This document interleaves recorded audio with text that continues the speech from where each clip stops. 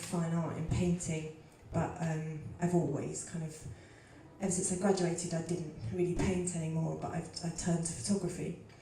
But I'm going to talk about swimming, really. That's why I'm here. I started taking photos while I was swimming out of an irrational fear of the unknown. And despite always being a swimmer, since childhood, I was petrified of what lived beneath the surface. The weeds, the fish, the beasties. So I carried a camera around with me, and then after swimming I'd rush home to see what was on the camera. And I couldn't open my eyes for fear of what I might see. I never caught anything except my huge magnified body, and quickly realised the most frightening thing that was in the water was my imagination. And I started to overcome the fear, and opened up my eyes and discovered the same calm serenity was under the water that I was capturing in some of my images. And the obsession with taking photos in the water began. Photographing myself came about in part to a previous follow-up project I'd done years ago, and in part because I have an obsessive nature started to take over, and it's fairly difficult to find models in deepest, darkest January, but I still have the urge to create. Swimming started for fitness, but now it's become equal measure about my creativity, this self-obsession that I have, and my need to explore. I don't have any interest in distance, times or temperatures that most swimmers do, but I have this urge to find the kind of ultimate abyss, that emptiness, that clarity of thought that swimming gives me. There's a time and space that I have all to myself, and that time is supposed to be totally alone. A few years ago I was approached by a director for the band Elbow, and I made a short video, and I'd like to share it with you because it kind of explains what I'm talking about a little bit more. It runs for 5 minutes. Okay.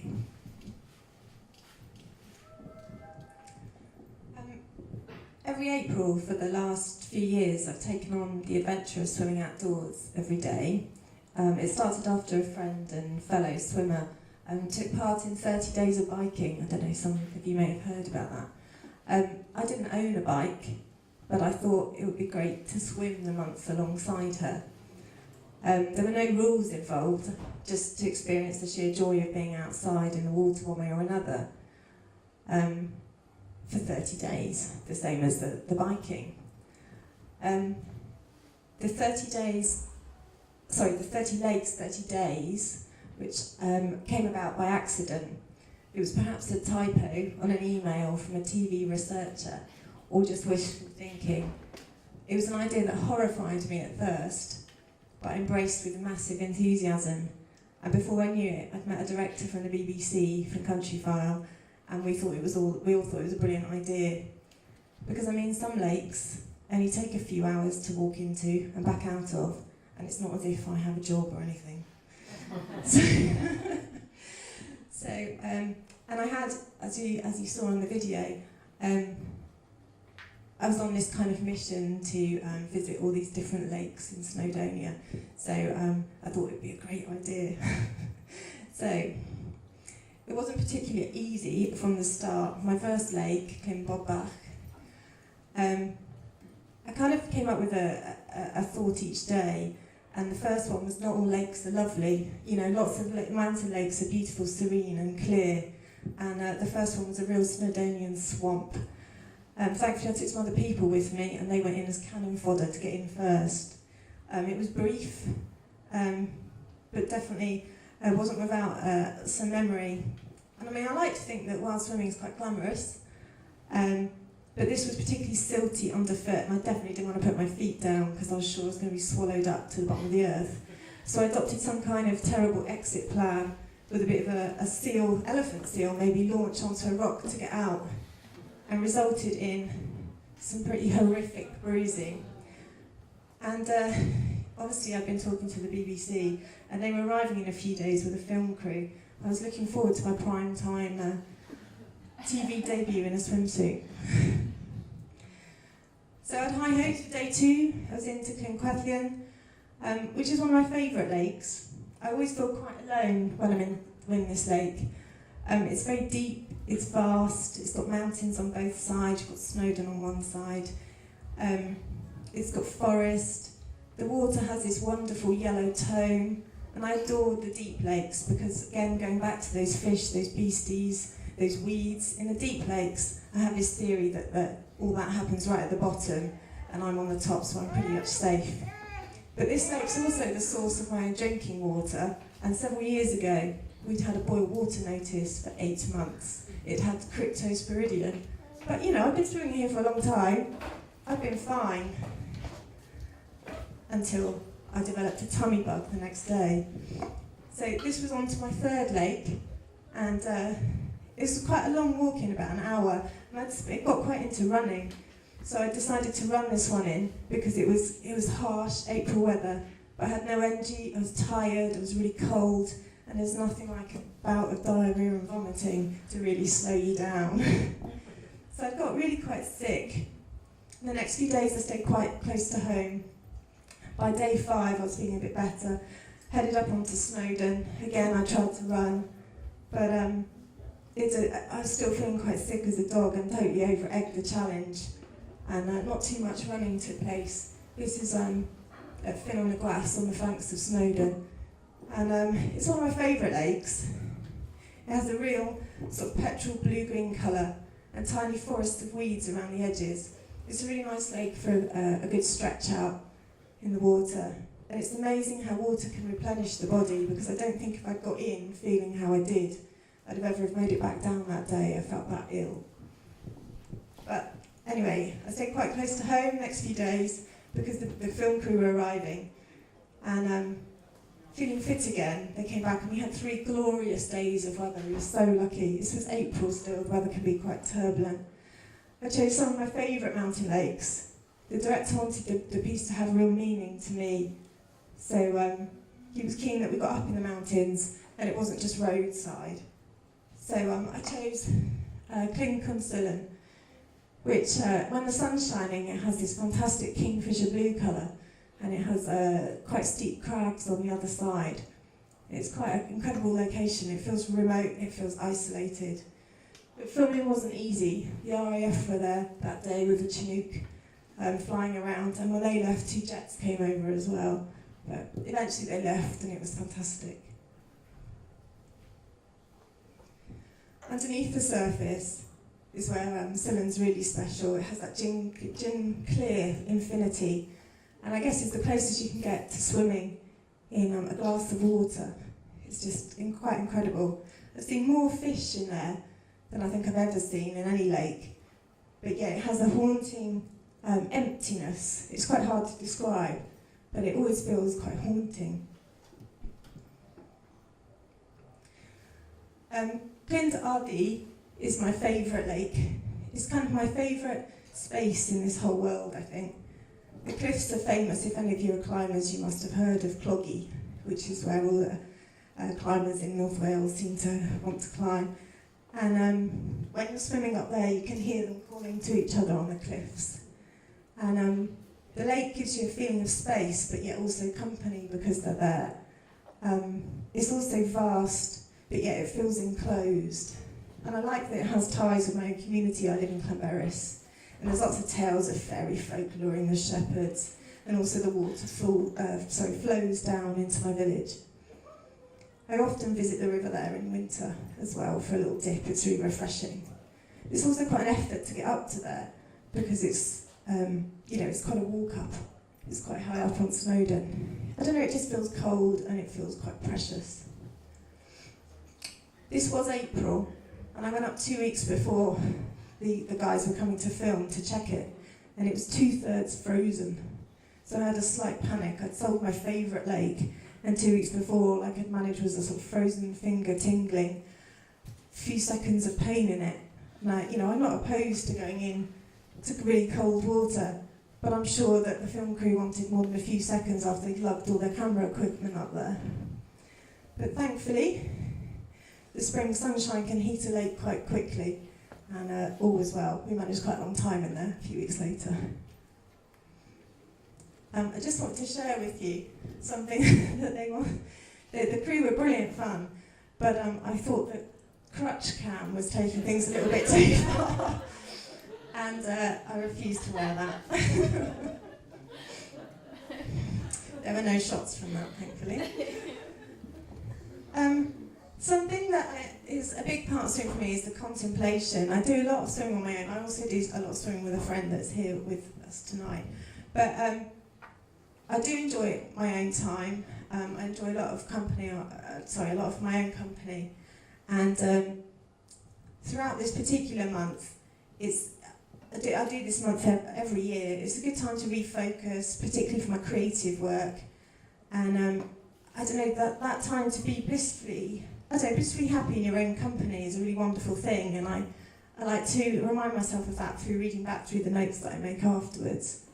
So the reflection that I do is really important. So the film crew finished with me and on day 10, and they moved on to doing a little climbing section, and my other half was helping out with the safety. So I helped him up onto the mountain with a rucksack and some harnesses. But I had a bit of backache the night before doing some running. So it was okay, I just felt a bit uncomfortable. But as I got up onto the mountain, I went higher up to one of the other lakes. And it was really uncomfortable up there. I couldn't stand, I couldn't sit. But the 10 minutes in that water, I totally forgot about any pain or any backache that I had. It felt wonderful. But the next day, I couldn't get out of bed. There were big tears in the morning. I needed to be helped up. I even had my other half had to put my clothes on for me. And I noticed while I was sat down, I was struggling to move my left foot. It was really slow. I fell down on the stairs. Every time I tried to get up, I was falling over. And I knew there was something seriously wrong. And I called the doctor, and in 20 minutes I was in hospital. They asked me to go in. Luckily we had friends staying, and they took me in. I was diagnosed with a compressed nerve and sent away with a concoction of narcotics. A few hours of sleep, and off I went. I had a swim to do that day. And obviously it went well because I took a fantastic shot. But I do recall just sitting in a pool of water. This was a local lake. It was all I could think of to go to that day. It's just a tiny pool, only a few feet. And I remember sitting there. But when I was looking for the photos for this presentation, I came across this one, which I thought was actually a more accurate and honest image of the day. My diazepam selfie. I was found later on that day by the friends that take me to hospital, wandering extremely slowly. And Trish said, "Have you been out swimming?" in absolute horror. And I do recall just mumbling and struggling to get into the back of the car. And I got a right royal telling off. I couldn't drive after this because obviously the drugs they give you are incredibly strong. So I started swimming in places I wouldn't normally go in. I mean, this is just a lily pond in Clanberis, and it's just not somewhere I'd normally swim.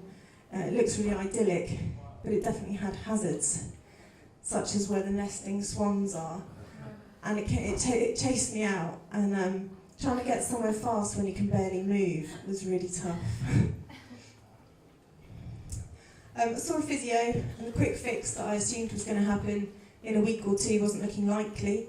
I was still falling over, I was still in pain, but I still wanted to go in the water every day. I wasn't swimming. I was really adopted a floating on my back kind of thing, but it felt incredible. I had a bit of a realisation, I think, that it was beautiful being out in the mountains, it was beautiful what I was doing, but inwardly it was becoming really tough.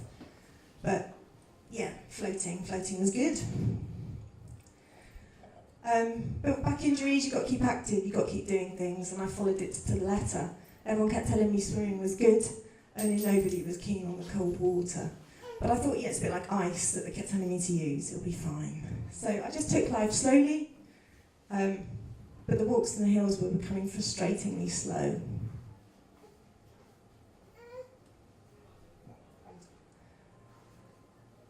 I was surprised how I got to some of these places. I couldn't drive, I was mostly high as a kite, and randomly fall over, but I am fiercely independent. And the water became such a reward for keeping going. I started to discover how easy it was to get around the mountains without a car. We've got fantastic bus service. I was the only person on the bus some of the times, so I wonder how long that's going to keep going. But I shared my daily dip online, and I picked up a bit of a following and started to relish those comments and that positivity at a time where I felt quite low. Some of those comments made me get up and go the next day. I'd feel like, I don't really need to go to tomorrow, but reading something that night would make me go the next day. I also became more and more contemplative, my little notebook, and more conscious about myself, my actions, my surroundings, of what we do and how it impacts on the wildlife and the surroundings, and how it affects other mountain users and the emotions that it brings out in them. And this is something that I wrote on a particular day. This is going up onto Clyneuath on Mont Chabod. I noticed how fragile I've become today. I struggled to walk across the rough grass and I got really upset. Arriving at the lake edge only to upset a couple of nesting Canada geese, and what for exactly? To satisfy my own need, to prove that in my incapacitated state I could do what I want. I felt really crap inside that day. The water did bring me incredible comfort. I was able to stretch out unsupported, and I needed an awful lot of support. In fact, this day I needed a stick to get in and out of the water, and I needed somebody to give me that stick this particular day. In that month, I became aware of my body in a totally different. I was aware of every move, every twitch, every ache. I knew how far to push it, and developed the knowledge of knowing when to stop and when to say turn back, and that it was okay to turn back. The whole month, this was the last day, the whole month was a fantastic journey. I had more lectures on my health than I care to recall, more blissful moments on my own than I can possibly remember, but more pain than I ever wish to endure again. And I definitely slept more in 1 month than I've ever slept in my life. But it did leave me at the end to quite a serious injury to resolve. The physio and my doctor had mentioned motor neurones one too many times, and I'd actually lost my mother to motor neurone disease, and I just couldn't get that out of my head. She'd suffered the same problem with falling over that I was having.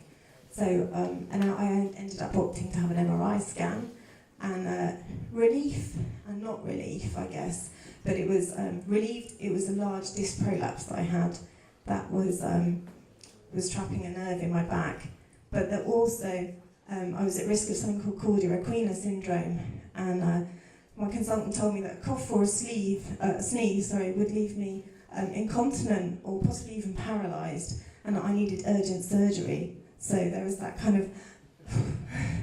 So I ended up having surgery.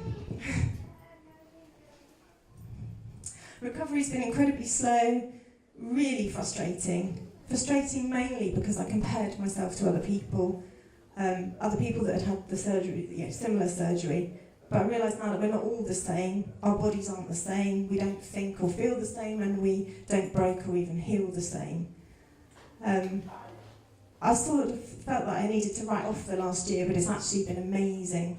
It's given me great time to focus on my creative work. I've taken my work to Finland, and I've competed in the winter swimming championships out there. And from that, I've developed a love of Scottish ice holing, which is way colder than Finland, because out there they don't have that harsh wind that you have in Scotland. But I mean, onwards, slowly. What's the rush, really?